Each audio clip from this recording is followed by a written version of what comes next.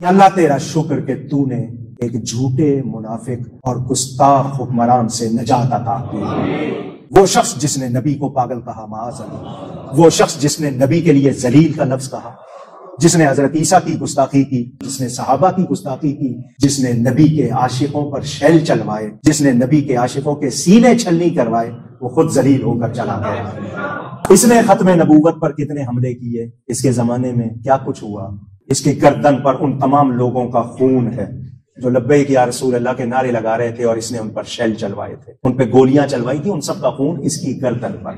اسلامی جمہوریہ پاکستان، اس وطن میں ایک تو ہے ملکی حکمران جو بدلتے رہتے ہیں، مگر اس ملک کے روحانی تاجدار، اصل بادشاہ میرے داتا صاحب رحمت اللہ تعالی علیہ حضرت سیدنا علی بن عثمان حجویری المعروف سیدنا داتا گنج بخش رضی اللہ تعالیٰ عنہ، میرے سیدنا غوث پاک رضی اللہ تعالیٰ عنہ کی ولادت 470 یا 471 بیان کی گئی ہے، اور داتا صاحب کا وصال 465 میں، یعنی سیدنا غوث پاک سے 5 سال پہلے۔ اور میں نے یہ بات بزرگوں سے سنی کہ سیدنا غوث پاک رضی اللہ تعالیٰ عنہ فرماتے تھے داتا صاحب میرے ظاہری زمانے میں ہوتے تو میں ان کا مرید ہوتا۔ حضرت سیدنا خواجہ معین الدین حسن چشتی اجمیری سرکار غریب نواز رضی اللہ تعالیٰ عنہ، وہ تشریف لاتے ہیں داتا صاحب کے دربار پر اور چلا کش ہوتے ہیں۔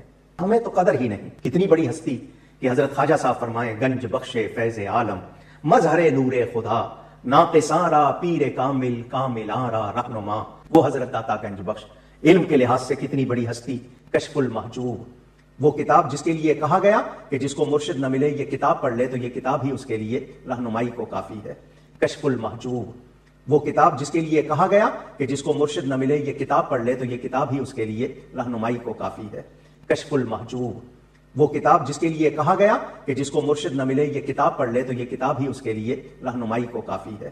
اور آپ کے علمی فیوز و برکات کس قدر، کاش ہم ان ہستیوں سے وابستہ ہوتے، ان سے آگاہ ہوتے اور ان کو پہچانتے۔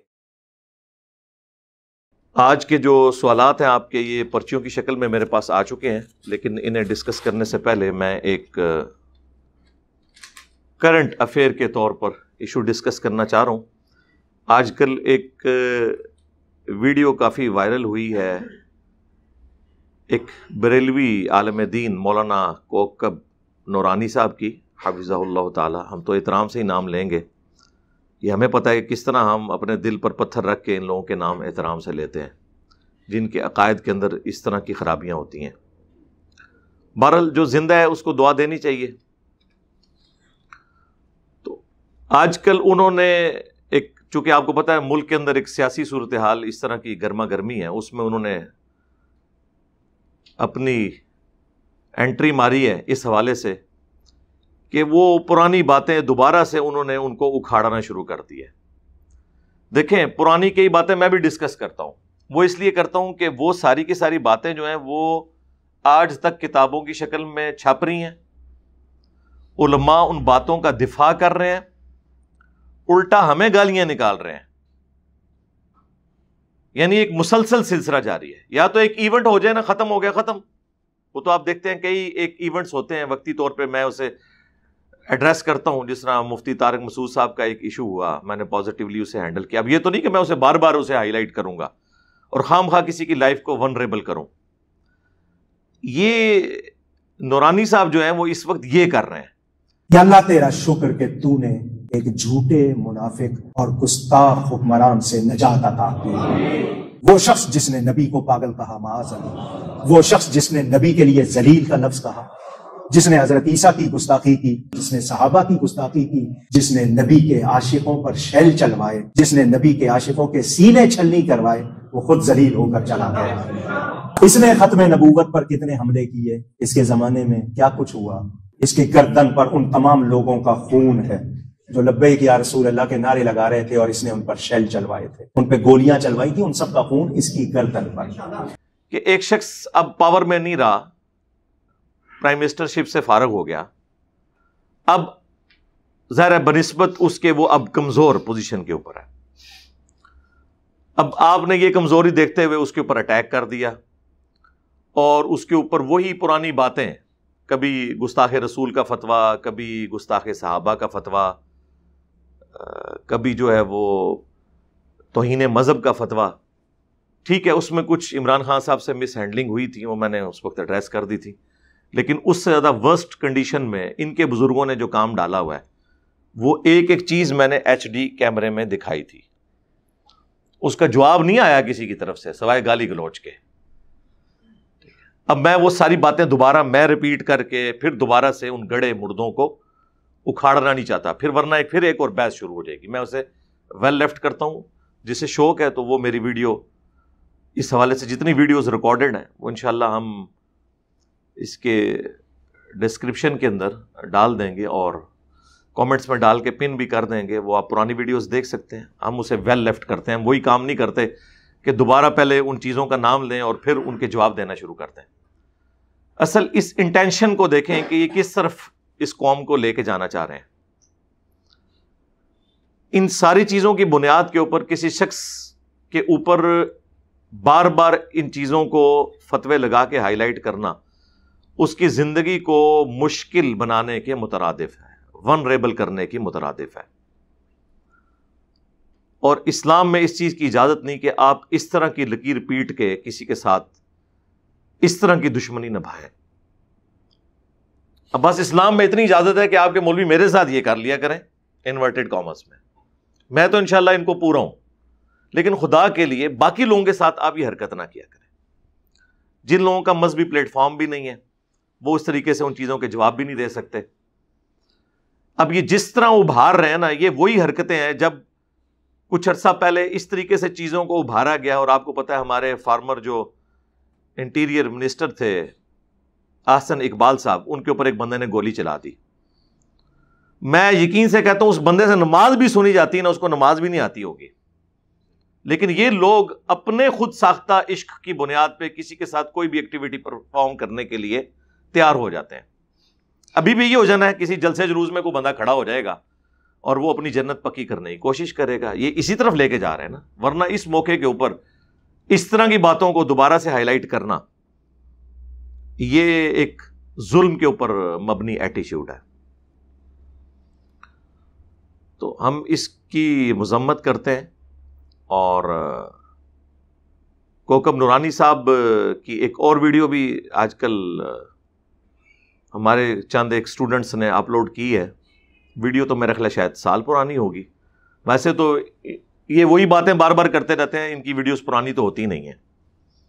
اس کو تو میں بعد میں ڈسکس کرتا ہوں. پہلے یہ ہے کہ جس شخص نے یو این او کے اندر اللہ کے محبوب صلی اللہ علیہ وآلہ وسلم کے حوالے سے مسلمانوں کا مقدمہ احسن طریقے سے پیش کیا ہو اور گستاخان رسول کو علمی طور پر جواب دیا ہو، اور اس سے بڑھ کر یہ کہ وہ خبیث جس نے یہ سارے گستاخانہ کارٹونز والے مقابلے کروائے تھے، گریٹ ولڈرز، اس شخص کی ٹویٹ بھی آ جائے عمران خان صاحب کے اترنے کے اوپر، اور اس میں جو اس نے گستاخانہ جملے استعمال کیے ہیں اس نے پھر سے ہمارے دلوں کو چھنی کر دی ہے.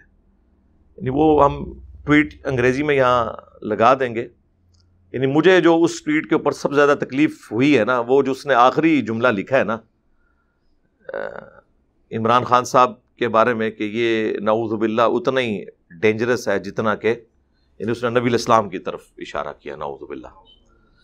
چلیں یہ عمران خان صاحب کے لیے تو ایک ٹائٹل کی چیز ہو سکتی ہے، لیکن ہمارے لیے ایک تکلیف دہ چیز ہے کہ جس شخصیت نے انسانیت کو غلامی سے نجات دی، عورتوں کو بیسک ہیومن رائٹس سے جو محروم کیا گیا تھا وہ ان کو دلوائے، اور اس نے مذہب کی تفریق سے بالاتر ہو کر انسانیت کی بات کی، توحید پہ کوئی کمپرومائز نہیں کیا، وہ ایک الگ چیز ہے.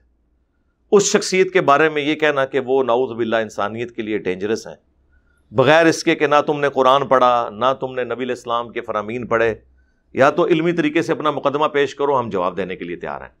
اس طرح تم ورڈکٹ دو گے تو پھر ظاہر ہے لوگوں کے دل دکھیں گے. اچھا، اب کیا یہ ٹویٹ کافی نہیں ہے کسی شخص کے عشق رسول کو یا محبت رسول کو جسٹیفائی کرنے کے لیے؟ کل تک تو یہی نورانی صاحب کی جو پارٹی تھی یا ان کے ساتھ جو باقی اٹیچ لوگ ہیں لبیک کے نعرے لگانے والے، مولانا خادم حسین رضوی صاحب فوت ہو گئے، اللہ تعالیٰ ان کی مغفرت فرمائے، ان کے نیک کاموں کا انہیں اجر دے. ان کے بارے میں جب اسی خبیث کی ٹویٹس آتی تھیں تو یہ لوگ فخریہ دکھاتے تھے، دیکھو گستاخ رسول بھی ہمارے مولانا صاحب کے خلاف ٹویٹ کر رہا ہے، یہ اس بات کا ثبوت ہے کہ ہمارے مولانا جو ہیں وہ نبی الاسلام کا مقدمہ لڑ رہے ہیں.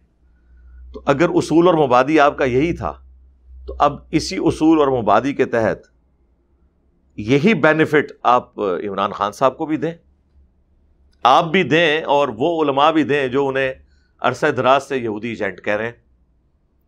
تو آپ دیکھیں گے کہ وہ دینے کے لیے تیار نہیں ہوں گے. اس کی وجہ ہے کہ اس کے جواب میں وہ یہ کہیں گے کہ نہیں وہ بات اور تھی، یہ بات اور ہے. اور جب کوئی پوچھ لے کہ یار میتھمیٹیکلی اس کو ثابت کرو کہ یہ ڈفرنٹ باتیں ہیں، تو کہیں گے وہ جذبات کی رو میں پھر بہ جائیں گے، کوئی علمی بات نہیں کریں گے، جو یہاں کا فتنہ ہے بہت بڑا. اب آپ آ جائیں ذرا کوکب نورانی صاحب حفظہ اللہ تعالیٰ کی طرف، جن کی ویڈیو میں ذکر کر رہا تھا. ان کی ایک اور ویڈیو بھی وائرل ہوئی ہے جس میں انہوں نے کہا کہ یہ جو پاکستان کے حکمران ہیں نا، یہ تو آتے جاتے رہتے ہیں، کبھی کوئی آ گیا کبھی کوئی. اصل جو پاکستان کے حکمران ہیں وہ داتا صاحب ہیں. اسلامی جمہوریہ پاکستان، اس وطن میں ایک تو ہے ملکی حکمران جو بدلتے رہتے ہیں، مگر اس ملک کے روحانی تاجدار، اصل بادشاہ میرے داتا صاحب رحمت اللہ تعالی علیہ حضرت سیدنا علی بن عثمان حجویری المعروف سیدنا داتا گنج بخش رضی اللہ تعالیٰ عنہ. میرے سیدنا غوث پاک رضی اللہ تعالیٰ عنہ کی ولادت 470 یا 471 بیان کی گئی ہے، اور داتا صاحب کا وصال 465 میں، یعنی سیدنا غوث پاک سے 5 سال پہلے. اور میں نے یہ بات بزرگوں سے سنی کہ سیدنا غوث پاک رضی اللہ تعالیٰ عنہ فرماتے تھے داتا صاحب میرے ظاہری زمانے میں ہوتے تو میں ان کا مرید ہوتا. حضرت سیدنا خواجہ معین الدین حسن چشتی اجمیری سرکار غریب نواز رضی اللہ تعالیٰ عنہ وہ تشریف لاتے ہیں داتا صاحب کے دربار پر اور چلا کش ہوتے ہیں. ہمیں تو قدر ہی نہیں، کتنی بڑی ہستی کہ حضرت خواجہ صاحب فرمائیں گنج بخش فیض عالم مظہر نور خدا ناقصاں را پیر کامل کاملاں را رہنما. وہ حضرت داتا گنج بخش علم کے لحاظ سے کتنی بڑی ہستی. کشف المحجوب، وہ کتاب جس کے لیے کہا گیا کہ جس کو مرشد نہ ملے یہ کتاب پڑھ لے تو یہ کتاب ہی اس کے لیے رہنمائی کو کافی ہے. کشف المحجوب، وہ کتاب جس کے لیے کہا گیا کہ جس کو مرشد نہ ملے یہ کتاب پڑھ لے تو یہ کتاب ہی اس کے لیے رہنمائی کو کافی ہے. کشف المحجوب، وہ کتاب جس کے لیے کہا گیا کہ جس کو مرشد نہ ملے یہ کتاب پڑھ لے تو یہ کتاب ہی اس کے لیے رہنمائی کو کافی ہے. اور آپ کے علمی فیوز و برکات کس قدر، کاش ہم ان ہستیوں سے وابستہ ہوتے، ان سے آگاہ ہوتے اور ان کو پہچانتے. ہاں، علی بن عثمان حجویری جن کا مزار لاہور میں ہے، تو سر اگر کوئی یہ بات کرے اور ہماری عقابی نظروں پہ وہ ویڈیو آ جائے اور ہمارے سینسٹیو کان یہ باتیں سن لیں، پھر آپ سمجھ سکتے ہیں، آپ کی مسکراہٹ بتا رہی ہے کہ اس کے بعد ان کے ساتھ کیا ہوگا. یہ تو ہم بعد میں بولیں گے کہ بابت شاہی کوئی نہیں، یہ بعد میں بولیں گے. بات یہ ہے کہ یہ مرے ہوئے لوگ جو دنیا سے چلے گئے، جن کے مزارات کے اوپر دہشت گردوں نے بم پھاڑے اور کم از کم 55 کے قریب لوگ شہید ہوئے وہاں پہ، اور وہ ان بموں کو نہیں پکڑ سکے، جو کہ کل تک 1965 کی جنگ میں راوی کے پل پہ آ کے قبر سے نکل کے انڈیا کے بم پکڑتے تھے. تو اس کا مطلب ہے وہ بھی سٹوری تھی، کہانی تھی. اچھا اب یہ باتیں کریں گے، وہ کہیں گے جی کعبے میں بھی تو کرین گری تھی. رکو ذرا، صبر کرو، جواب دیتے ہیں اس کا بھی، وہ ہم ہی دیں گے. سر کعبے میں جو کرین گری ہے، اللہ تعالیٰ نے قرآن کی کس آیت میں اور کس حدیث میں یہ فرمایا ہے کہ کعبے پہ جب بھی حملہ ہوگا میں اس کی حفاظت کروں گا؟ اگر کہیں کہا ہوا ہے، ہم آپ کا مقدمہ ماننے کے لیے تیار ہیں. ہم اس کے الٹ آپ کو دکھا دیں گے کہ بخاری مسلم دونوں میں حدیث ہے کہ قرب قیامت میں ایک پتلی ٹانگوں والا کالا حبشی کعبے کی اینٹ سے اینٹ بجا دے گا. نبی الاسلام تو خود پروفیسی کر رہے ہیں.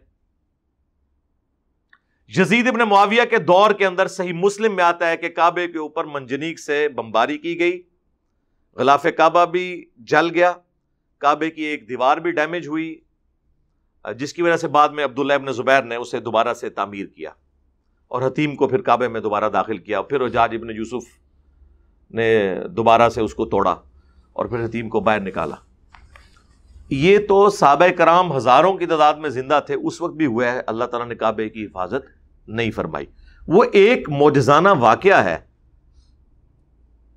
جو اللہ تعالیٰ نے اسپیشلی ابراہ کے لشکر کے پوائنٹ آف ویو سے کیا، کیونکہ اس سال نبی علیہ السلام کی پیدائش ہونی تھی، اس کو ایک یادگار سال بنایا گیا، نہ اس سے پہلے نہ اس کے بعد۔ آپ کے سامنے کئی ایک واقعات ہوتے رہتے ہیں۔ سب سے بڑی بات اسی کوکب نورانی پارٹی کے لیے یہ ہے کہ پچھلے 100 سال سے گستاخوں نے کعبے کا مسلح سنبھالا ہوا ہے، اور کوئی ابابیلیں آ کے ان گستاخ امام کے اوپر نہیں پتھر پھینک رہی۔ یہ میں الزامی جواب کے طور پہ بات کر رہا ہوں، پکی کے طور پر، اینٹی وینم کے طور پر۔ ٹائم قیامت تک ہے جواب دینا اس بات کا۔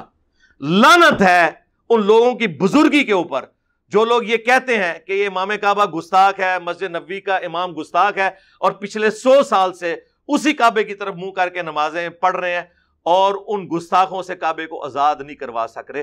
لعنت ہے ایسی بزرگی کے اوپر۔ اگر میں یہ عقیدہ رکھتا ہوں تو میری بزرگی پہ لعنت۔ مزہ آیا؟ ٹائم قیامت تک ہے جواب دینا ہے۔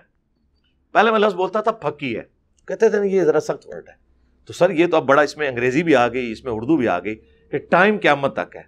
ہم آپ کو یہ نہیں کہتے کہ 24 گھنٹے کے اندر جواب نہ آیا، جس طرح وہ ڈاکٹر طاہر القادری صاحب جو ہیں وہ کنٹینر پہ ہر دوسرے دن جو ہے 24 کبھی 48 گھنٹے کا ٹائم دیتے رہتے تھے۔ ہم وہ نہیں کہتے، ہم کہتے ہیں قیامت تک ٹائم ہے۔ سارے جن و انس جمع کر لیں، اپنے مرے زندہ سارے بزرگ جمع کر لیں اور اس کا جواب دیں۔ اور سر اگر پھر جواب نہ آئے، پھر ہم یہ کہنے میں حق بجانب ہے کہ بابت شاہی کوئی نہیں، جواب ہی نہیں دے سکے، اس وقت کہیں گے، ابھی نہیں کہہ رہے ہم، اس وقت کہیں گے۔ تو کعبے کی کرین کا اس کے ساتھ کیا تعلق؟ آپ کی تو ڈیوٹیاں ہیں بزرگوں کی، علاقے سنبھالے ہوئے ہیں، اور آپ خود کہہ رہے ہیں کہ وہ پاکستان کے حکمران ہیں۔ تو سر اگر پاکستان کے اصلی حکمران وہ ہیں تو پاکستان میں جتنے قرضے چڑھ گئے، پاکستان میں جتنے بم دھماکے ہو رہے ہیں، پاکستان میں جتنی غربت ہے، پاکستان میں جتنی بے روزگاری ہے، ان ساری چیزوں کا پھر جھگڑا ہمیں پولیٹیشنز کے ساتھ کرنے کی بجائے جا کے ہمیں پھر پلے کارڈز ان درباروں کے باہر کھڑے ہو کے اٹھانے چاہیے کہ حضرت کدھر ہیں آپ، حکمرانی کریں نا۔ ساری چرس، ساری منشیات درباروں پہ بک رہی ہیں، پھر سارا پروٹیسٹ تو ادھر ہونا چاہیے۔ چندہ تو ہم امریکہ سے لے رہے ہیں منشیات کو ختم کرنے کا، اور ان کو چندہ دے رہے ہیں اور منشیات بھی وہاں پہ بک رہی ہے، ظاہر ہے وہیں پہ سارے چندے پھینکتے ہیں نا۔ آپ ذرا داتا دربار کبھی جائیں، درجنوں لوگ صرف نوٹ گننے کے لیے بیٹھے ہوتے ہیں، اتنے نوٹ ہوتے ہیں، اور یہ نہ سمجھیے گا کوئی 10-10 روپے کے نوٹ ہیں، 5-5 ہزار روپے کے بھی سینکڑوں نوٹ ہوتے ہیں، اور ہزاروں کے تو ہزاروں نوٹ۔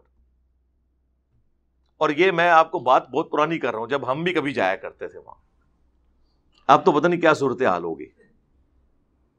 تو پھر تو ان سے پوچھنا چاہیے کہ جناب آپ کیا ڈیوٹیاں نبھا رہے ہیں۔ اچھا، وہ کوکب نورانی صاحب نے اس ویڈیو میں کہا کہ اصل حکمران یہ ہیں، وہ حکمرانی تو میں نے آپ کو بتا دی کہ کیا حکمرانی ہے۔ دوسرا، انہوں نے اس ویڈیو میں کہا کہ یہ 465 ہجری میں فوت ہوئے اور شیخ عبد القادر جیلانی جو ہیں وہ 571 ہجری میں فوت ہوئے، 561 ہجری میں، اور 471 میں پیدا ہوئے، یعنی علی بن عثمان حجویری کی وفات کے 5 سال کے بعد شیخ عبد القادر جیلانی پیدا ہوئے ہیں۔ اور وہ یہ تمنا کرتے تھے کہ کاش میں ان کا زمانہ پاتا تو میں ان کا مرید ہوتا۔ یہ وہ ان کے فضائل اور برکات بتاتے ہوئے یہ کہہ رہے تھے۔ اور پھر انہوں نے کہا کہ اگر کسی کا کوئی پیر نہ ہو تو وہ کشف المحجوب پڑھ لے، یہ بھی انہوں نے اس میں فرمایا، جو ان کی کتاب ہے، جو ان کی طرف منسوب ہے۔ ہم 1 ٹن حسن ظن رکھتے ہیں کہ علی بن عثمان حجویری المعروف داتا صاحب نے یہ کتاب نہیں لکھی ہوگی، لیکن ماننے والے تو چونکہ چھاپ رہے ہیں، صدیوں سے چھاپ رہے ہیں، کسی بزرگ کو علم غیب کے طور پہ نہیں پتا چلا کہ اس کے اندر نبی علیہ السلام کی کیا کیا گستاخیاں لکھی ہیں، اور علماء کی سرپرستی میں یہ چھپ رہی ہیں کتابیں۔ پیر کرم شاہ صاحب الازہری جو جسٹس بھی رہ چکے ہیں پاکستان میں، الازہر یونیورسٹی مصر میں 4 آنری سیٹیں ہیں ہر سال ان کے مدرسے کے لیے، وہ وہاں کے ٹاپرز میں سے تھے۔ اتنے بڑے عالم دین جنہوں نے ضیاء القرآن، قرآن کی تفسیر لکھی، اس کے اندر انہوں نے سورۃ الاحزاب کی تفسیر میں لکھا کہ غیر مسلموں نے اسلام کو بدنام کرنے کی خاطر ہماری کتابوں میں اس طرح کے گستاخانہ واقعات داخل کر دیے ہیں، اور اس میں انہوں نے جس واقعے کی طرف اشارہ کیا وہ واقعہ کشف المحجوب میں لکھا ہوا ہے، لیکن کشف المحجوب انہی کی سرپرستی میں چھپی، انہی کے ضیاء القرآن پبلیکیشن نے چھاپی، اور اس میں مقدمہ بھی پیر کرم شاہ صاحب نے لکھا کئی صفات کے اوپر کہ ایسی کتاب کوئی نہیں ہے، اور جس کا کوئی پیر نہ ہو یہ کتاب پڑھ لے۔ ان کو تو یہ پتہ ہی نہیں تھا کہ کتاب کو ہمارے جیسے پڑھے لکھے لوگ بھی پڑھ لیں گے، اور جن واقعات کو وہ گستاخانہ کہہ رہے ہیں اپنی تفسیر میں، وہ واقعات اس میں موجود ہیں۔ اس کے 2 ہی رزلٹ ہیں، یا تو پیر کرم شاہ صاحب نے خود بھی وہ کتاب نہیں پڑھی تھی، تو اگر خود نہیں پڑھی ہے تو شرم کا مقام ہے کہ جو چیز تم نے خود نہیں پڑھی ہے وہ لوگوں کو سجیسٹ کر رہے ہو، اور دوسرا یا وہ کتاب انہوں نے پڑھی ہے اور منافقت کی ہے کہ اس کتاب کی غلطیاں ہائی لائٹ نہیں کی ہیں صرف اپنے پبلک کے ڈر کی وجہ سے۔ تیسری کوئی اور پاسبلٹی ہو سکتی ہے تو آپ بتا دیں، ٹائم قیامت تک ہے، کوئی اور پاسبلٹی بتائیں۔ ہم تو انجینئرنگ کرتے ہیں نا، ظاہر ہے یہ تو میں تو میکینیکل انجینئر ہوں، ہر چیز میتھمیٹیکلی دیکھتا ہوں۔ تو واقعہ اس میں لکھا ہے صحو اور شکر کے چیپٹر میں، جنید بغدادی کا صحو اور بازید بستامی کا شکر۔ صحو کہتے ہیں عربی میں سواد والا جو صحو ہے، جان بوجھ کر کوئی کام کرنا۔ ایک سین والا صحو ہے، وہ ہوتا ہے بھول کر، جو سجدہ صاحب بھی ہے۔ سواد والا صحو کہ بندہ ہوش میں ہو پھر بھی کوئی غلطی کر بیٹھے، اور ہے شکر دوسری ٹرمنالوجی، وہ ہوتا ہے کہ انسان کو اپنی ہوش نہ ہو اور وہ کوئی ایکٹیویٹی پرفارم کر بیٹھے۔ تو بتا رہے ہیں کہ تصوف میں جو صحو کا سکول آف تھاٹ ہے نا، وہ جنیدی سلسلے میں ہے، جس میں خود علی بن عثمان حجویری صاحب بھی ہیں، جنید بغدادی کی طرف منسوب ہے، اور شکر کا جو سکول آف تھاٹ ہے یہ بازید بستامی کی طرف منسوب ہے۔ پھر وہ دونوں کو جسٹیفائی کرتے ہیں، اور دونوں کو جسٹیفائی کرنے کے لیے تورات جو کہ ٹیمپرڈ فارم میں ہے اس کا ریفرنس کوٹ کرتے ہیں کہ داؤد علیہ السلام کی بھی نگاہ ایک دفعہ اپنی ایک صحابی کی بیوی پہ پڑی، جس صحابی کا نام اوریا تھا، یہ اوریا مقبول جان والا اوریا، اور وہ تو بڑا بےہودہ واقعہ ہے کہ وہ چھت پہ نہا رہی تھی، حضرت داؤد نے دیکھ لیا، ان کو پسند آ گئی، نعوذ باللہ، پھر انہوں نے اس کو جنگ میں آگے بھیجا تاکہ وہ قتل ہو جائے اور میں اس کی عورت سے شادی کر لوں۔ یہ پورا واقعہ انہوں نے کوٹ کیا اور کہا اسی وجہ سے تو حضرت داؤد معافیاں مانگتے تھے، قرآن میں آیا اس واقعے کی وجہ سے، اور اس واقعے کو کوٹ کیا۔ اپنا بابا جنید بغدادی بچانے کی خاطر حضرت داؤد علیہ السلام کو تختہ مشق بنا دیا، ایک جعلی واقعہ، اور اس سے رزلٹ نکالا، صرف کوٹ نہیں کیا، کوٹ تو تفسیر تبری میں بھی ہوا ہے، لیکن یہ انہوں نے اس سے رزلٹ نکالا، نعوذ باللہ من ذالک، اور کہا کہ ان پہ گرفت اس لیے ہوئی تھی، جنید بغدادی کا وہاں سے صاف ثابت ہوتا ہے۔ شکر کے لیے انہوں نے کہا کہ ہمارے نبی کی نظر بھی تو ایک دفعہ پڑ گئی تھی، نعوذ باللہ، اپنے صحابی زید ابن حارثہ کی بیوی پہ، اور وہ انہیں پسند آئی اور زید کے دل میں اللہ نے نفرت ڈال دی۔ یہ ایک پورا واقعہ ہے جسے انہوں نے اشارتاً ذکر کیا ہے۔ ظاہر اب وہ کہتے ہیں کہ ایک لفظ دکھائیں، لفظ تو نہیں دکھایا جاتا، بس وہ انہوں نے لکھا ہے کہ نظر ہمارے نبی کی جب نظر پڑی تو وہ زید پر حرام ہو گئی، تو یہ اسی واقعے کی طرف اشارہ ہے۔ تو اس سے انہوں نے کہا کہ نبی علیہ السلام پہ گرفت اس لیے نہیں کہ وہ حالت سکر میں تھے، اور بازید بستامی جو ہیں وہ سکر کے سکول آف تھاٹ کو فالو کرتے ہیں، یعنی بابا بازید کو بچانے کے لیے انہوں نے اس شخص کو تختہ مشق بنایا جس کی قبر مدینے میں صلی اللہ علیہ وآلہ وسلم۔ یہ ہے جناب کشف المحجوب شریف، آپ کے جو اصل حکمران ہیں ان کی لکھی ہوئی اصلی کتاب بقول ان کے، اور ان کے سارے اصلی بزرگ پچھلے 1000 سال سے اس کتاب کی یہ چیزیں ہائی لائٹ نہیں کر سکے. ان کا سارا کشف علم غیب بھی فارغ، اور پرنٹ کرتے رہے. یعنی وہ اعلیٰ حضرت والی بات کہ اس کتاب کو پڑھنے والے کافر، پڑھانے والے کافر، ترجمہ کرنے والے کافر، اس کا درس دینے والے کافر، اس کی ترغیب دلانے والے کافر، اور ان کے کفر میں شک کرنے والے بھی کافر. یہ آخری جملہ ہوتا ہے، یہ جناب اس کے اندر لکھا ہوا ہے اس شخص کے بارے میں جس کے بارے میں قرآن میں ہے ما ضل صاحبکم وما غوا، تمہارے نبی نہ کبھی بہکے ہیں نہ کبھی بے راہ چلے ہیں. اور بخاری اور مسلم دونوں میں حدیث ہے کہ نبی علیہ السلام میں کنواری لڑکیوں سے زیادہ شرم و حیا تھی. آپ علیہ السلام کو جب کوئی چیز ناگوار گزرتی تو آپ کے چہرے مبارک پہ اس کے آثار آ جاتے تھے. اتنی شرم و حیا تھی کہ آپ کے چہرے سے صحابہ اندازہ لگا لیتے تھے آپ کو یہ بات بری لگی ہے. اپنے ایکسپریشنز کو بھی حضور کنٹرول نہیں کر سکتے تھے اتنے. اور یہ جو بالکل سادہ لو انسان ہوتا ہے نا، صاف ستھرا، یہ اس کی نشانی ہوتی ہے. تو جس میں کنواری لڑکیوں سے زیادہ شرم و حیا ہو اس کے بارے میں یہ بات کرنا. پھر ان کے کچھ کمزور گول کیپرز نکلے تاکہ مزید بزرگوں کی انورٹڈ کاما میں عزت افزائی کروائیں. انہوں نے کہا نہیں جی، اس طرح کی گستاخی تو مسلم شریف میں بھی لکھی ہوئی ہے. اچھا جی، اب وہ مسلم شریف میں کیا لکھا ہوا ہے اس کا اس سے کوئی لینا دینا بنتا ہے؟ اس پہ ہم وہی ایک پہلے تو شعر پڑھیں گے ان کی سنت پہ عمل کرتے ہوئے. جس دا لوکی کلمہ پڑھ دے او محمد اور تے میاں محمد بخش اور. محمد تو نام دونوں کے ہی ہیں. تو اب ہم علمی جواب بھی دیتے ہیں. وہ صحیح مسلم میں حدیث ہے کہ نبی علیہ السلام کے سامنے سے چند عورتیں گزری تو آپ کی نگاہ اچانک پڑ گئی. آپ علیہ السلام نے نگاہ ہٹا لی، جو صحیح مسلم میں حدیث ہے کہ مجھے میرے رب نے حکم دیا کہ اچانک جب نگاہ پڑ جائے غیر محرم پہ تو میں ہٹا لوں. تو ظاہر ہے یہ تو کسی کے ساتھ بھی ہو سکتا ہے. نبی علیہ السلام اپنے گھر میں اندر تشریف لے گئے، اپنی زوجہ محترمہ کے ساتھ ازدواجی تعلق قائم کیا. اس کے بعد باہر صحابہ میں تشریف لائے اور فرمایا کہ جب کبھی بھی تمہاری اس طرح نظر پڑ جائے تم اپنی بیوی کے پاس جاؤ، اس کے پاس بھی وہی چیز اللہ نے رکھی ہے جو کسی اور عورت کے پاس ہے.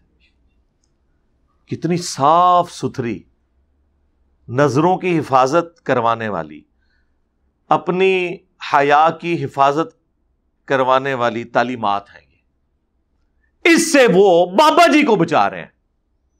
زید ابن حارثہ کی بیوی والا جو واقعہ، یہ واقعہ ایگزیکٹلی تب ویسا ہونا تھا جب یوں ہوتا نعوذ باللہ صحیح مسلم میں کہ جس عورت پہ حضور کی نگاہ پڑی، جیسے ہی وہ اپنے گھر پہنچی اس کے خاوند کے دل میں اللہ نے اس عورت کی نفرت ڈال دی اور وہ عورت واپس آئی اور حضور سے نکاح کر لیا. کشف المحجوب میں یہ بکواسیات لکھی ہوئی ہیں زید ابن حارثہ کی بیوی کے بارے میں. اب مجھے بتائیں ان دونوں واقعات کا کوئی لینا دینا ہے؟ اس سے اندازہ لگائیں یہ بابوں کے پیچھے نبی علیہ السلام کو بھی تختہ مشق بنا دیتے ہیں، ان کی احادیث کو بھی. تو سر اسید شاہی کوئی نہیں. میرے بھی کلپس کے ساتھ یہی کرتے ہیں یہ کہ چھوٹی سی بات ایسی کاٹتے ہیں اور اس کو ایسا رنگ دیتے ہیں کہ یہ بھی ویسے ہی ہے جیسا کہ وہ ہے. جب تک میتھمیٹیکلی دونوں سٹیٹمنٹس برابر نہیں ہوں گی، ایک چھوٹا سا بھی اگر فرق آ جائے ایگزیکٹ ایگزامپل نہیں بنتی. وہ نکاح اور زنا میں صرف ایجاب و قبول کا فرق ہے، حاکم ارکیوس، باقی سب کچھ ایک ہے. لیکن وہ ایک چیز کو حلال کر دیتا ہے دوسرے کو حرام. اس طرح نہیں مثالیں پیش کی جاتی. اسی کشف المحجوب میں لکھا ہوا ہے جو ایک بہت بڑا ایک ہمارے لیے تو ایک سینسٹیو ایشو ہے، حیات النبی کا مسئلہ، نبی علیہ السلام کی برزخی حیات اور پھر نبی علیہ السلام کا قبر مبارک میں جسم کا سلامت ہونا. کشف المحجوب میں لکھا ہے امام حنیفہ والے چیپٹر کے اندر، اپنے زوم میں تو انہوں نے امام حنیفہ کی یہ شان بیان کی ہے کہ امام حنیفہ نے ایک دفعہ نعوذ باللہ خواب دیکھا کہ نبی علیہ السلام کی قبر مبارک میں اتر کے آپ کی ہڈیاں جمع کر رہے ہیں. اردوی ترجمہ لکھا ہے استخوان مبارک، یعنی ڈھانچے کے لیے ڈھانچہ بھی لفظ نہیں استعمال کیا، اتنی شستہ اردو، ہڈیاں جمع کر رہے ہیں. گھبرا کے اٹھے, اپنے دوست ابن سیرین سے جا کے پوچھا تو انہوں نے کہا کہ اس میں تو بڑی خوشخبری ہے, آپ نبی الاسلام کی سنتوں کو جمع کریں گے. ہم پوچھتے ہیں وہ سنتیں کہاں پہ جمع ہوئی ہیں, ذرا وہ حدیث کی کتاب تو بتائیں جس میں امام حنیفہ نے نبی الاسلام کی سنتیں جمع کی ہیں. امام بخاری نے جو کی ہیں وہ ٹیبل پہ رکھا ہوا ہے احترام کے ساتھ, امام مسلم نے جو کچھ کیا وہ تو رکھا ہوا ہے یہاں پہ. آپ جن کی طرف سنتیں جمع کرنے کا منسوب کر رہے ہیں, ذرا ان کی کتاب ذرا بتائیں دنیا میں حدیث کی کون سی ہے. امام مالک کی الموطا امام مالک موجود, امام شافعی کی مسند شافعی موجود, امام احمد بن حنبل کی مسند امام احمد بن حنبل موجود, باقی ائمہ کی یہ کتابیں موجود ہیں. ایک چھوٹی سی پڑیا ہے مسند امام اعظم کے نام سے جو خود بھی ان کے علماء نہیں مانتے, اتنی سی. اچھا اب یہ واقعے میں مجھے بتائیں کیا کسی مسلمان بریلوی دیوبندی اہل حدیث شیعہ کا یہ عقیدہ ہے کہ نبی علیہ السلام کی قبر مبارک میں ان کی ہڈیاں ہیں اس طرح؟ نہیں جی, خواب کا واقعہ.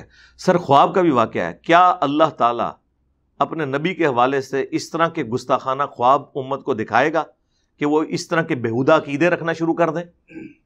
خواب دکھانا تھا, وہ ہم خواب گھڑنے کا طریقہ بھی آپ کو بتا سکتے ہیں. اللہ کے فضل سے 31 سال ہم بھی بریلوی رہے ہیں. ہاں, ہم آپ کے بزرگوں سے بڑے بریلوی رہے ہیں.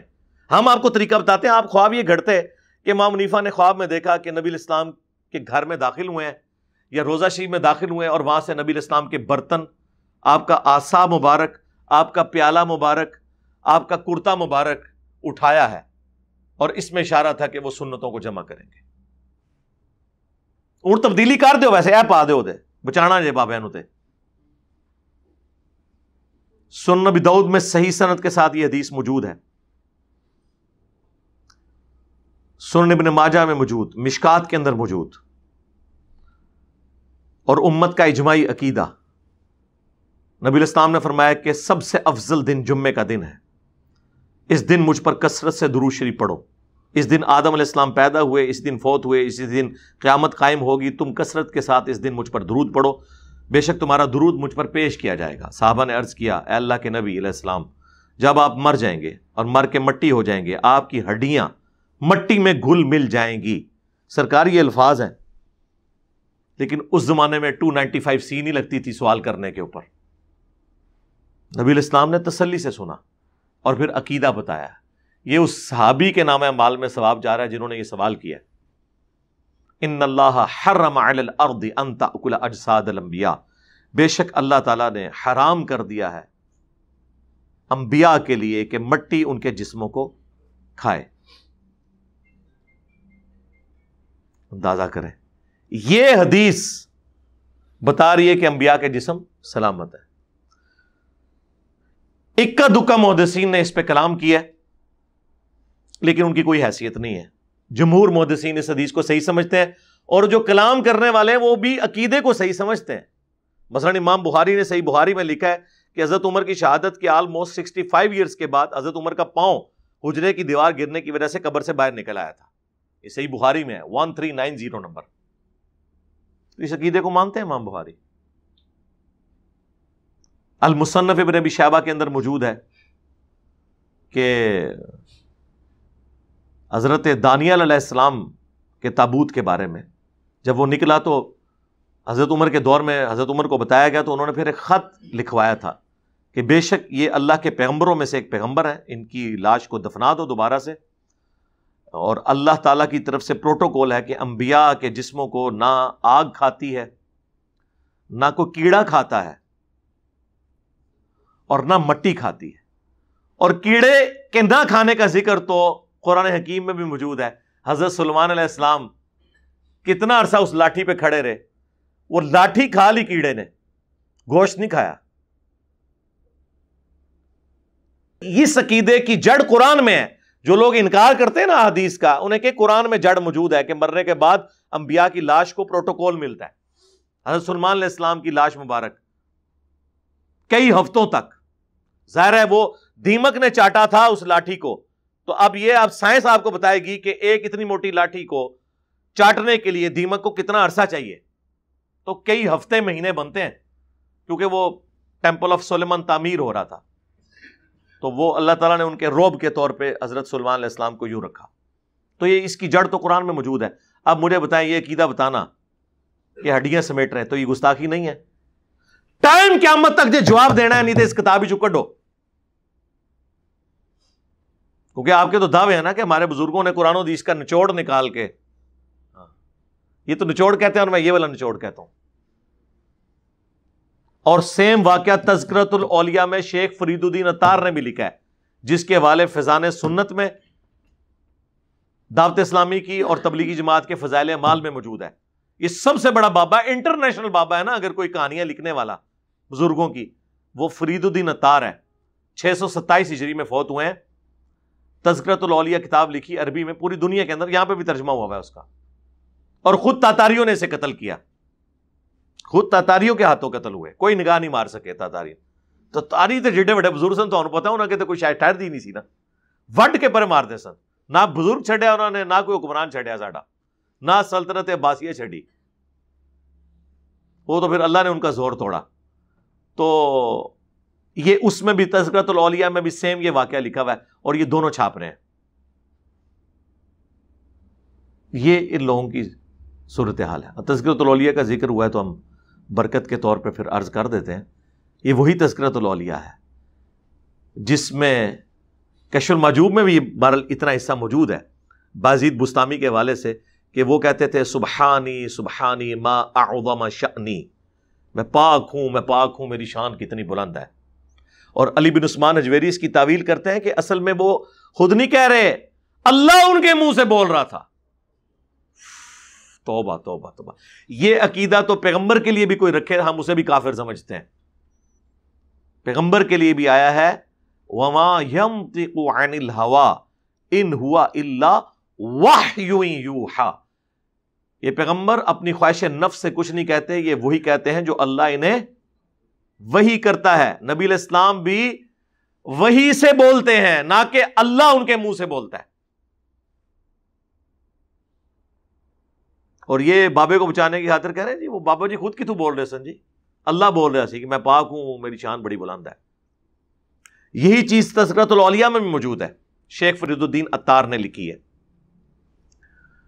اور پھر وہ تو آگے گئے ہیں، انہوں نے کہا اس کے علاوہ بھی آپ نے سنا ہوگا کہ وہ کہا کرتے تھے لیوائی اعظم من لیوائی محمد، قیامت کے دن میرا جھنڈا محمد کے جھنڈے سے بڑا ہوگا، اور محمد اور تمام انبیاء، تمام اولین اور آخرین قیامت کے دن میرے جھنڈے کے نیچے ہوں گے. نعوذ باللہ. بازید بستامی کا یہ قول نقل کیا. وہ کہتے ہیں کہ اس میں کوئی گستاخی والا معاملہ نہیں ہے، اللہ ہی بول رہا ہوتا تھا ان کے منہ سے، ٹینشن والی کون سی بات ہے؟ تو اللہ تو کہہ سکتا ہے نا کہ میرا جھنڈا محمد کے جھنڈے سے بڑا ہوگا. ایک کہانی کے لیے دوسری کہانی گھڑی، پھر نام دیتے ہیں شطیحات، بونگیاں. ہاں یہ اردو میں ترجمہ بنتا ہے، اپنی زبان سے اس طرح کی باتیں اول فول نکال دینا. وہ کہتے ہیں وہ اللہ ان کے منہ سے بول رہا تھا نا، تو اللہ تو کہہ سکتا ہے. اچھا جی، تو اللہ کا کون سا جھنڈا ہے جو قیامت والے دن محمد کے جھنڈے سے الگ ہوگا؟ ذرا وہ ہمیں بتا دیں آپ. ہمیں تو یہی بتایا گیا ہے. آپ کے بابا جی تو یہ کہتے تھے، یزید دے ابا جی با یزید بستامی، اور ساڈا امام ہے ابو الحسین مسلم بن حجاج القشیری، یہ بھی 261 ہجری میں فوت ہوئے ہیں.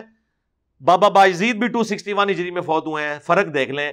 مسلم شریف میں یہ حدیث ہے کہ نبی علیہ السلام نے فرمایا کہ قیامت کے دن سب سے پہلے مجھے قبر سے نکالا جائے گا، سب سے پہلے میری شفاعت قبول کی جائے گی، میں اللہ کے حضور خطیب بنوں گا. پھر مسلم شریف میں یہ بھی حدیث ہے کہ سب سے پہلے میں جنت کا دروازہ کھٹکھٹاؤں گا، داروغے جنت پوچھیں گے کون، میں کہوں گا محمد صلی اللہ علیہ وآلہ وسلم. تو وہ فرشتہ کہے گا مجھے حکم بھی یہ تھا کہ میں نے آپ کے نام کے اوپر دروازہ کھولنا ہے. ہمارا امام ابو الحسین مسلم بن حجاج القشیری یہ کہہ رہا ہے، اور آپ کا امام ابو یزید تیفور بن عیسیٰ البستامی کیا کہہ رہے ہیں. اور دونوں 261 ہجری میں فوت ہوئے ہیں، ایک ہی زمانے میں، ایک ہی سن میں.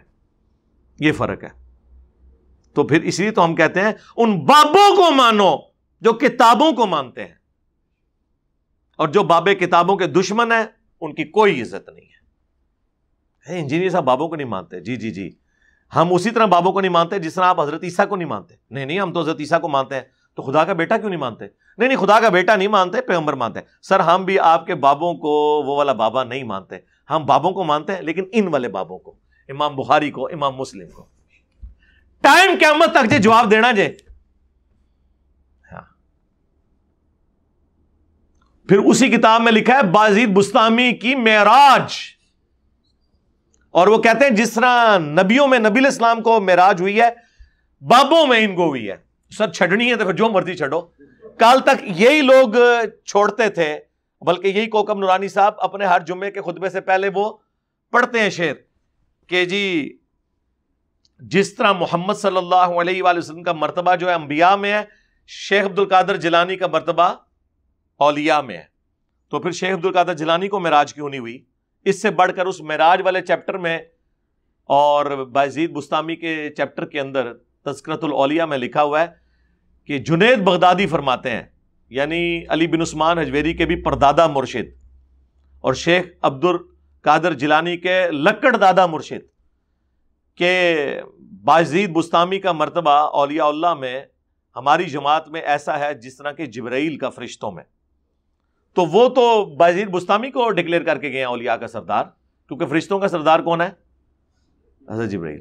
تو یہ بازید بستامی سے ڈگری چھین کے عبد القادر جیلانی نے کب سے اس پہ قبضہ کیا تھا؟ ذرا وہ ہمیں سن بھی چاہیے۔ ٹائم قیامت تک جے جواب دینا جے، شڑول نہیں مارنی، علمی جواب دینا ہے۔ سر یہ باتیں کوئی اہل حدیث نہیں ان کے ساتھ کر سکتا، کوئی دنیا کا شیعہ نہیں کر سکتا، کوئی دنیا کا بڑے سے بڑا موحد نہیں کر سکتا۔ یہ صرف وہ کر سکتا ہے جس نے ان کے اندر وقت گزارا ہو، ایک ایک چیز ان کی پڑی ہوئی ہو، ورنہ تو یہ آپ کو چارتے رہیں گے۔ تو ہمیں تو موقع ملا، اس ساری محفل کا ثواب ہم اصالہ ثواب کرتے ہیں جناب اعلیٰ حضرت کوکب نورانی صاحب کو، کہ انہوں نے ہمیں موقع دیا کہ ہم دوبارہ سے وہ زخم چھیلیں ایسے کر کے۔ یہ میرا گولڈن کوڈ یاد رکھنا ہے، یہ میں فخر کے طور پہ نہیں کہہ رہا، اس کا لطف لینے کے لیے کہہ رہا ہوں کہ لوگ قرآن بخاری مسلم سے متاثر ہو کر بزرگوں سے الگ نہیں ہوئے، بلکہ ہم نے لوگوں کو بزرگوں سے متنفر کر کے ان کی تطہیر کی ہے، تو وہ بخاری مسلم اور قرآن سے جڑے ہیں، ورنہ تو یہ پہلے سے کتابیں موجود تھیں، اثر تو کوئی نہیں ہو رہا تھا۔ ہوں کیسی تبدیلی آ گئی ہے؟ تبدیلی یہ آئی ہے کہ وہ عکاس بیل ان سے اتار لی ہے۔ ابھی تو میں وہ خیر بات کر دیتا ہوں، کیونکہ اس ویڈیو میں انہوں نے یہ بات کی تھی کہ جناب معین الدین چشتی صاحب نے بھی یہاں پہ چلا کاٹا ہوا ہے داتا دربار پہ، المتوفا 633 ہجری۔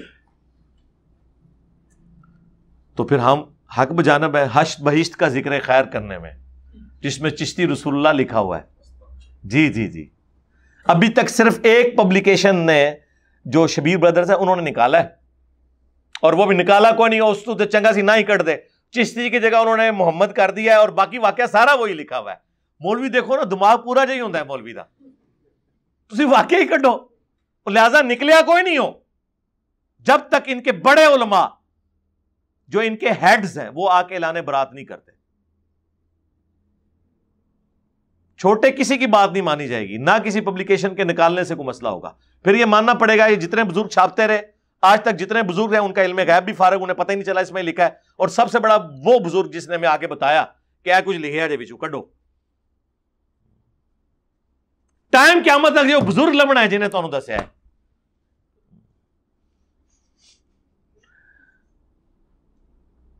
جی مرید ہونے آ گیا، ان کا جی تو کلمہ کیا پڑھتا ہے؟ لا الہ الا اللہ محمد رسول اللہ۔ ایک دفعہ تو پڑھ دے چشتی رسول اللہ، اس نے پڑھ دیا، اس کو نوازا، پھر اینڈ پہ کہا نہیں وہ میں نے تو ویسے پڑھوایا تھا، کلمہ وہی ہے۔ سر اس طرح مسئلہ نہیں حل ہوتا، آپ نے یہ کہنا ہے میں نے کفر کہلوایا تھا، تو بھی کلمہ پڑھ کے دوبارہ مسلمان ہو، میں بھی ہوں گا، تجھے بیعت میں نے کیا کرنا ہے اس میں الفاظ انہوں نے بیعت کی، پہلے تو میں اپنی بیعت دوبارہ کروں گا، کیونکہ میں نے ایک کفریات کہلوائے تھے، میرا بھی نکاح ٹوٹ چکا ہے، جا کے نکاح بھی کراں گا، بیعت بھی کر کے پھر تم کراں گا۔ جی یہ شرعی مسئلہ یہ ہے۔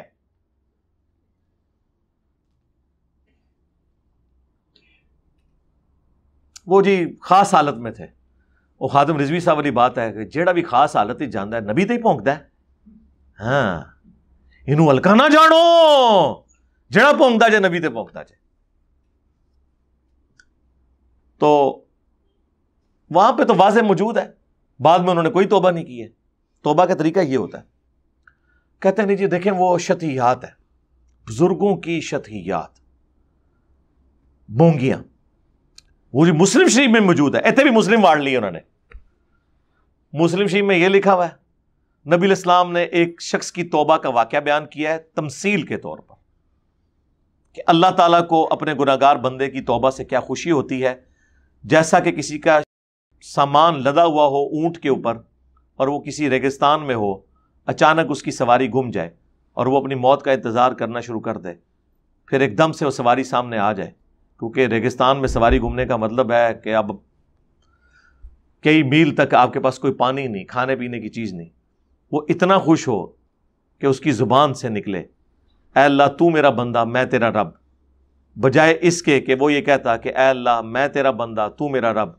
من شدت الفرح، یہ آگے الفاظ ہیں، خوشی کی شدت کی وجہ سے زبان لڑکھڑا گئی. یہ نہیں کہ بیٹا پڑھ، یہ تو چیز ہی ہو رہا ہے. اور اس کو کیا حضور نے انڈورس کیا کہ اس نے صحیح کہا ہے؟ آپ نے اس کو غلط ہی کہا ہے اور کہا کہ زبان لڑکھڑانے کی وجہ سے. وہ تو میری بھی کئی بار لڑکھڑا جاتی ہے. وہ بعض اوقات اس کا کلپ کاٹ لیتے ہیں کہ دیکھیں نہیں کیا کہہ دیا، حالانکہ مجھے پتا بھی نہیں ہوتا اس وقت کیا بات ہوگی. تو اس واقعے سے انہوں نے کہا جی وہ جی بابا جی نے بھی جو پڑھوایا تھا نا وہ اس میں آتا ہے. دو بالکل ڈفرنٹ چیزیں. اچھا پھر ان کے پاس آخری جواب ہے شطحیات، بونگیاں. اور کہتے ہیں دیکھیں بزرگوں کی بونگیاں ہیں، اور وہ آپ کو پتا ہے جی حدیث میں آیا ہے کہ جب کوئی بندہ حالت جذب میں ہو نا تو اس کے اوپر کوئی گرفت نہیں. سرکار وہ حالت جذب نہیں ہے، پاگل دے ہوتے کوئی گرفت نہیں ہے. ہاں جی مجنون دے ہوتے جدا ذہنی توازن نہیں ہے. سیدھی طرح کرو نا پاگل نے. آج آپ کہتے ہیں نا یہ پاگل ہیں، ہم یہ باتیں کرنا چھوڑ دیں گے، پرانی ویڈیوز بھی ڈیلیٹ کر دیں گے، لیکن بچہ نہیں کہے گا، بڑے سارے کہیں گے، اور اس میں پھر مانیں گے کہ انجینئر صاحب نے منوایا ہے کہ یہ پاگل ہے. ظاہر ہے جس کا کریڈٹ ہے اسی کو ملنا چاہیے. ہاں وہ بخاری میں تعلیقاً روایت ہے، مولا علی علیہ السلام نے حضرت عمر کو فرمایا تھا جب انہوں نے ایک پاگل شخص کے اوپر ہاتھ جاری کرنے کا حکم کر دیا تو انہوں نے کہا کہ اللہ کے نبی علیہ السلام کے حوالے سے ظاہر یہ چیز بیان کی ہوگی کیونکہ مرفوعاً تو کوئی نہیں حدیث ہے، یہ بخاری میں، وہ ابن ماجہ میں مولا علی سے ہی ہے. بل یہاں پہ مولا علی کا قول ہے کہ 3 لوگوں سے اللہ نے قلم اٹھا لیا ہے، صحیح بخاری میں جو الفاظ ہے. نمبر 1 پاگل شخص، نمبر 2 بچہ، اور نمبر 3 سویا ہوا شخص. پاگل جب تک کہ اس کا ذہنی توازن ٹھیک نہ ہو جائے، بچہ جب تک کہ بالغ نہ ہو جائے، اور سویا ہوا شخص جب تک کہ بیدار نہ ہو جائے. اور اس کی پوری سند سنن ابن ماجہ کے اندر نبی علیہ السلام کے ریفرنس سے بھی موجود ہے.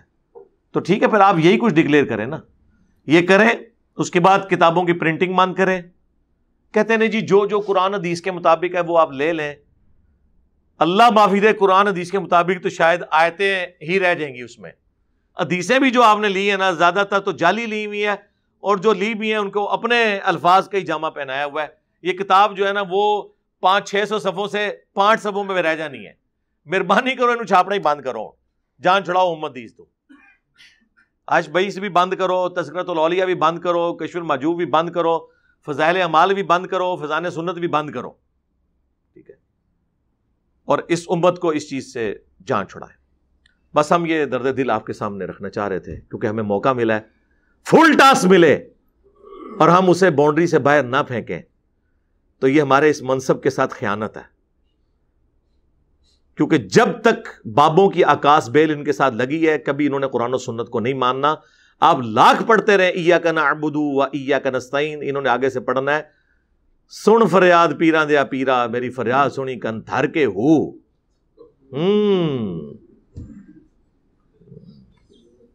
تو ہم یہ زخم چھیلتے رہیں گے، چاہے وہ چشتی رسول اللہ والا زخم ہو ان کا یا اشرف علی رسول اللہ والا. اکو پارٹیاں جے دوئے، یہ 2 برانڈ جے. ہاں انفی دیوبندی، انفی بریلوی. ہاں جی خواب میں پڑھا ہے، اور سر پڑھو نا، آگے لکھا ہوا ہے بیداری میں بھی پڑھا ہے. وہ جی اس کی ہوش کوئی نہیں تھی، اور سر اس کو تو ہم نے کچھ کہا ہی نہیں ہے، ہم نے تو بابے کو کہا ہے، بابی کو معاف کیا، بابے کو تو ہوش تھی. یہ جتنے مولوی کر رہے ہیں دفاع ان کو کہ تمہارے ناموں کا کلمہ اگر کوئی پڑھے تو تم اسے یہ کہو گے کہ بڑی تسلی تھی اس واقعے میں کہ تیرا پیر متبع سنت ہے، تم کہو گے وہ ماما کیوں مرمان لگا منو، مامو پارٹی کیوں مرمان لگا منو، آپ بھی کلمہ پڑھتے منو نہیں۔ آپ لوگ ایسا نہیں کریں گے۔ جن پولیٹیشنز کو یہ گالیاں دے رہے ہیں نا، ان کے ناموں کا بھی کوئی کلمہ پڑھے نا، وہ بھی یہ اس طرح کا اس کا جواب نہیں دیں گے۔ اتنی تو ایمان کی رتی ان کے اندر بھی موجود ہے، جو ان کے انورٹڈ کامز میں بزرگان دین اور علماء کرام، یعنی کہ بزرگان بے دین اور علماء کرائم مجرم، ان کے اندر موجود نہیں۔ سبحانک اللہم و بحمدک، اشہد ان لا الہ الا انت، استغفرک و اتوب الیک۔ صلو علی محمد و آل محمد، اللہم صلی علی محمد وعلی آل محمد واصحاب محمد و امت محمد اجمعین الی یوم الدین، آمین۔